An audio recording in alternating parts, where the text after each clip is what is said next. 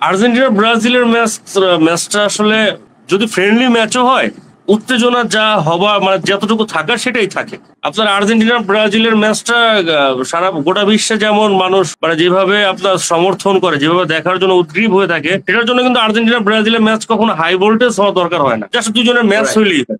সবাই এটা উপভোগ করে, মানে হৃদয় দিয়ে উপভোগ করে, সবাই ফিল করে যার যার জায়গা থেকে, যার যার দলকে সাপোর্ট করে তারা আনন্দ পায়। কারণ এটা একটা মিষ্টি মধুর একটা আপনার কি বলে বাকযুদ্ধ আমরা করি, ঠিক আছে, ডিবেট আমরা করি। এটা মানে যুগের পর যুগ ধরে করে আসছে। আমাদের আগে আমাদের চাচারা করেছে, বাবারা করেছেন, তার আগে হয়তো বা যারা ছিলেন তারা করেছেন। এটা একটা মানে মজার একটা আলোচনা। এইবারের যে ব্রাজিল, আর্জেন্টিনা 4টা গোল দিয়েছে ঠিক আছে, কিন্তু ব্রাজিলের দল কিন্তু মানে খারাপ দল। ব্রাজিলের প্রতিটা প্লেয়ার ইউরোপিয়ান ভালো ভালো ক্লাবে খেলেন। ব্রাজিলের যে অ্যাটাকিং লাইন আপ, সেই অ্যাটাকিং লাইন আপ আমি বলবো যে মানে বর্তমান সময় বিশ্বের সেরা লাইন আপের মধ্যে একজন। আপনার রাফিনহা লেফটে, রাইটে ভিনি, মাঝে খেলতেছে রড্রিগো। তো এই 3টা প্লেয়ার তো মানে গোটা বিশ্বে তোলপাড় করে দেওয়ার মতো প্লেয়ার ক্লাবে। তো যাই হোক, আমার যেটা মনে হচ্ছে, কারণ লিওনেল স্কলানি এই 3জনকে ফেরানোর জন্য সেদিনকে যে ট্যাকটিক্সটা খাটিয়েছে সেটা হচ্ছে গিয়ে মিডফিল্ডে 5জন প্লেয়ার সেট করছে আর্জেন্টিনার। তো মিডফিল্ডে হচ্ছে আপনার মানে প্রাণ কেন্দ্র। আপনার খেলাটা ফিক্সড করে দিবে মিডফিল্ড। আপনার মিডফিল্ড কতটা আপনাকে বল প্রেফার করতে পারবে, কতগুলো বল সার্ভিস করতে পারবে, সেটাই তো। স্কলানি আসলে অনেকদিন ধরেই তো আর্জেন্টিনা দলের দায়িত্বে আছেন। তিনি কিন্তু বেশ সুন্দর সুন্দর কথা বলেছেন যে আমরা এখন সফলতার দিকটা দেখছি, আমাদের কিন্তু ইসের দিকটাও দেখতে হবে, মুদ্রার অপিকটাও কিন্তু দেখতে হবে। সেটার কথাও কিন্তু তিনি বলেছেন যে এটার জন্য আমার প্লেয়ারদের কিন্তু অপেক্ষা করতে হবে, যে আমরা একসময় হারবো, ঠিক না? লিওনেল স্কলানির বিষয়টা হচ্ছে কি, সে প্রতিটা ম্যাচকে প্রতিযোগিতা এমন ভাবে করে, সে কখনো কোনো ম্যাচকে মানে হাল ছেড়ে দেওয়ার লোক সে না, যে অনায়াসে আমি এই ম্যাচটা জিতবো।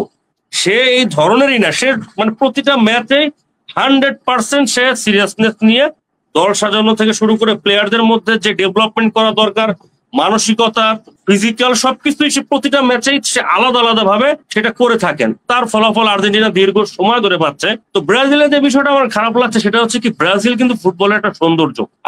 আমি আর্জেন্টিনা করি ঠিক আছে, আমাদের আর্জেন্টিনা ব্রাজিল দুটা একই সুতোয় গাঁথা। আপনি কথা বললে আর্জেন্টিনা আসবে, কথা বললে ব্রাজিল আসবে। এই দুইটা দলকে ছাড়া আপনি ফুটবল নিয়ে আলোচনা করাটা আপনার জন্য খুব মানে ডিফিকাল্ট হয়ে যাবে। আপনার এখন বেশ কিছু লোকজন বলছে যে না, আর্জেন্টিনা ব্রাজিলের বিষয়টাকে আমরা আলাদা করে নতুন একটা রাইভাল তৈরি করা উচিত। স্পেন, ইতালি, জার্মানি কোনো দিনও হবে না। আপনার আর্জেন্টিনা ব্রাজিলে যদি কোনো সময় তারকাও না থাকে, এই দুই দল যখন খেলতে নামবে আপনার সমান জনপ্রিয়তা পাবে, ম্যাচটা সমান জনপ্রিয়তা পাবে। তো সেক্ষেত্রে ব্রাজিলের সফলতা কেন আসছে না আমি জানি না। ছন্দটা মিলতেছে না, তাদের ক্যাপ্টেন্সি থেকে শুরু করে সবার খেলার ধরনের মধ্যে হয়তো একটা তফাৎ রয়েছে। কারণ আপনার রোনালদিনহো, রিভালদো, রবার্তো কার্লোস, রোনালদোদের যে সময়, ওটা একটা ব্রাজিলিয়ান ফুটবল ছিল। মানে সবাই যেটা খেলতেছে ব্রাজিলিয়ান ফুটবলে খেলতেছে, কোনো প্লেয়ার কিন্তু ইউরোপিয়ান ফুটবল খেলতো না।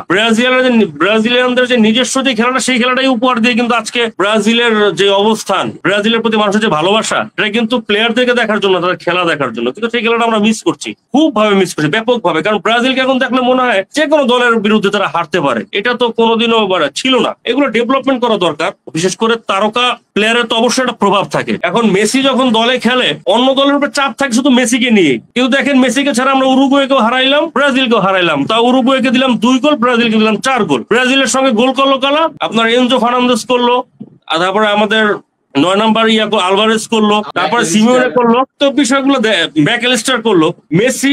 মেসির যে অপূর্ণতা, মেসির যে অভাব আমরা কিন্তু বুঝতে পারিনি। এইটাই আমাদের জন্য একটা মানে ভালো দিক, যে মেসির অনুপস্থিতিতেও যেন আর্জেন্টিনা পারফর্ম করতে পারে। তো ব্রাজিলের জন্য অবশ্যই শুভকামনা থাকবে। আমরা তাদের যে হারানো যে ঐতিহ্য ফুটবলের যে সাম্বা ফিরে আসুক, ভালো করুক তারা।